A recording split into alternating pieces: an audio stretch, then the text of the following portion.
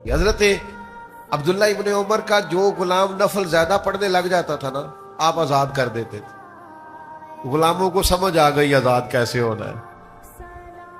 अब वो जब देखते ना हजरत आ गए हैं, वो नफलों की नियत बांध लेते, हजरत आजाद कर देते। तो काफी सारे गुलाम आजाद किए तो उनके बेटे कहने लगे, अब्बा जी ये आपके सामने नफल पढ़ के आजाद हो जाते हैं, बाद में पता नहीं 5 भी पूरी पढ़ते हैं कि नहीं।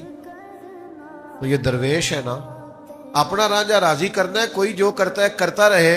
हजरत अब्दुल्ला इब्ने उमर फरमाने लगे, जे मुझे रब के नाम पर धोखा देते हैं, मैं धोखा खाने को तैयार हूं। आओ ना दो ना धोखा, हम धोखा खाने को तैयार बैठे। वली का दिल बहुत बड़ा होता है, दरवेश का सीना चौड़ा होता है। माफ करना तो बस ये समझे रोज का काम है, ये भी माफ किया, ये भी माफ किया, ये भी माफ किया, ये भी, ये तो तबीयत है।